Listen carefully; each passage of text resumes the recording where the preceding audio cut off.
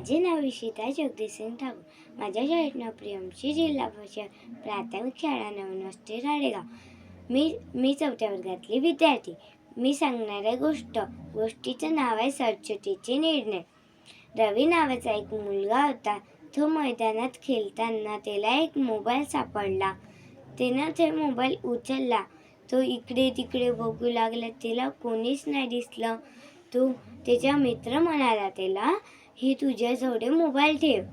त्याच्या वर्गात बसायची वेळ झाली. तो वर्गात गेला.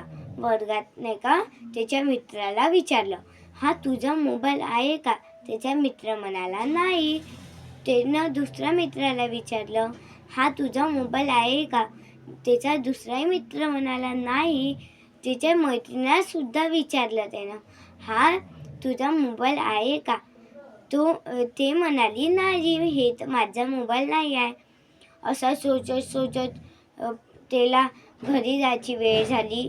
त्यानं त्याच्या टीचरला विचारलं, टीचर हा तुमचा मोबाईल आहे का? टीचर म्हणाली नाही. तो सरला विचारलं, सर हा तुमचा मोबाईल आहे का? सर म्हणाले नाही. डबल टीचरला विचारलं, टीचर हा तुमचा मोबाईल आहे का? टीचर म्हणाली हो. हा मोबाईल कुठे भेटला तुला? तर रवी म्हणाला, मी मैदानात खेळताना मला हे मोबाईल सापडला.